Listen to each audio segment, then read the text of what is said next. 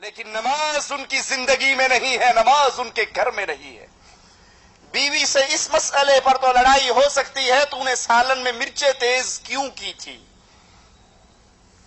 بیوی سے اس مسئلے پر تو تکرار ہو سکتی ہے کہ آج میری والدہ کے ساتھ تو نے بدتمیزی کیوں کی، لیکن زندگی میں کبھی یہ توفیق نہیں آئی آ کر پوچھ لے میں نماز پڑھ کر آیا ہوں بیگم مسجد میں اور تو اس وقت سے گھر میں بیٹھی ہے، تو نے نماز کا سجدہ کیوں نہیں دیا؟ اس مسئلے پر نہ کبھی اولاد سے جھگڑا، نہ کبھی بیوی بچوں سے جھگڑا، نہ کبھی دوست، وہ سمجھتے ہیں نہیں یہ پرائیویٹ معاملہ ہے، پڑھ لو آپ کی مرضی، نہ پڑھو آپ کی مرضی، آپ نے اپنی قبر میں جانا، میں نے اپنی قبر میں جانا۔ یہ شیطان کا دھوکہ ہے۔ آقا علیہ الصلوۃ والسلام نے فرمایا نماز ترک کرنا شرک ہے۔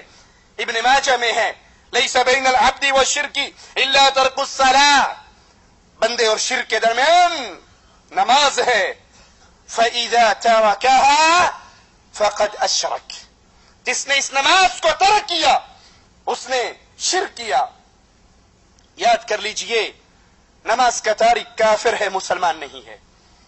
صحیح مسلم کے اندر امام الانبیاء امام اعظم محمد الرسول اللہ صلی اللہ علیہ وسلم کا یہ فرمان موجود ہے، ان بین الرجل وبین الشرک والکفر ترک الصلاۃ، بندے کے درمیان اور کفر اور شرک کے درمیان نماز ہے۔ جو اس نماز کو ترک کر دیتا ہے وادی ایمان سے نکل کر وادی کفر میں داخل ہو جاتا ہے۔ ترمذی میں ہے امام الانبیاء فرماتے ہیں علیہ الصلوۃ والسلام بین الکفر والایمان ترک الصلاۃ، ایمان اور کفر کے درمیانی شے نماز کا ترک کرنا ہے۔ جو نماز کا تارک ہے وہ وادی ایمان سے نکل کر وادی کفر کی طرف سفر کر رہا ہے۔ ترمذی میں ہے امام الانبیاء نے فرمایا ہمارے درمیان اور منافقین کے درمیان جو عہد ہے وہ نماز ہے، ہمارے اور ان کے درمیان جو عہد و پیمان وہ نماز ہے۔ فمن ترکها فقد کفر، جس نے اس نماز کو چھوڑ دیا اس نے کفر کیا۔ جس نے اس نماز کو ترک کر دیا، جس نے اس نماز کو چھوڑ دیا، وہ کرکٹ میچ کے لیے چھوڑے، وہ فٹ بال میچ کے لیے چھوڑے، وہ ہاکی میچ کے لیے چھوڑے، وہ فلم اور ڈرامے کے لیے چھوڑے، وہ گاہک اور دکانوں کے لیے چھوڑے، وہ کھانا کھانے کے لیے کہ یہی ظہر کا نماز ہے، نماز کا وقت ہے اور یہی کھانے کا وقت ہے، بقالہ بند کر کے مسجد کی طرف قدم نہیں اٹھاتا، اپنے کمرے میں کھانا کھا کر پھر آ جاتا ہے۔ اور کتنے ایسے بدنصیب ہیں واللہ میں نے اپنی آنکھوں سے دیکھے جو فجر کی نماز مسجد میں پڑھنے کے لیے حاضر نہیں ہوتے، لیکن نماز ہونے کے 15 منٹ کے بعد آ کر اپنی دکان کو ضرور کھول لیتے ہیں۔ یہ 15 منٹ کے لیے اللہ کے لیے قربانی نہیں دی جا سکتی۔ یہ وہ لوگ ہیں جو جانوروں سے گئے گزرے ہیں۔ میرا جملہ سخت ہے لیکن اللہ کی قسم حقیقت ہے۔ مثال دے کر سمجھاتا ہوں، ایک شخص نے کتا پالا ہوا ہو، یہ کتے کا خالق مالک نہیں ہے، رازق نہیں ہے، 2 وقت کی روٹی ڈالتا ہے اور روٹی بھی گھر کی بچے ہوئے ٹکڑے ڈالتا ہے، ہڈیاں ڈالتا ہے۔ اب وہ کتا بیٹھا ہوا ہو اپنے 5-10 کتوں کے درمیان، یہ اس کا 2 وقت کی روٹی ڈالنے والا اس کے پاس سے گزرے اور اس کا نام اس نے ٹومی رکھا ہوا، کہتا ہے ٹومی، اس کی آواز سنتے ہی کیا خیال ہے کتا اپنے باقی کتوں کو چھوڑ کر بھاگ آئے گا یا نہیں؟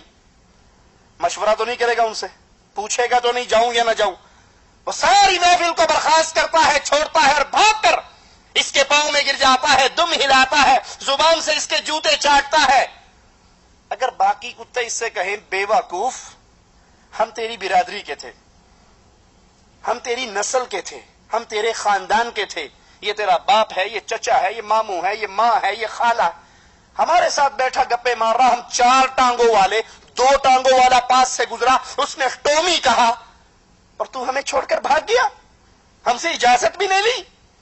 بیوی بچوں میں بیٹھ کر نماز سن کر، آذان سن کر، تکبیر سن کر نہ اٹھنے والوں، یہ جانور زبان حال سے ان رشتہ داروں کو کیا کہے گا؟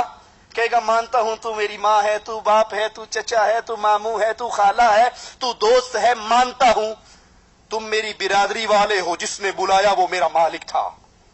کہے گا یا نہیں کہے گا؟ میں کیوں تمہیں چھوڑ کر بھاگا؟ جس نے بلایا وہ میرا مالک تھا. اے لوگوں، کیا مجھے اور آپ کو اللہ نے پیدا نہیں کیا؟ کیا ہمیں رزق اللہ نہیں دیتا؟ کیا یہ پیاری آنکھیں ہمیں اللہ نے نہیں عطا کی؟ کیا یہ پیارا چہرہ ہمیں اللہ نے نہیں دیا؟ کیا یہ سلامت جسم مجھے اور آپ کو اللہ نے نہیں دیا؟ کیا اس سورج کو اللہ نے میرے اور آپ کی خدمت کے لیے پیدا نہیں کیا؟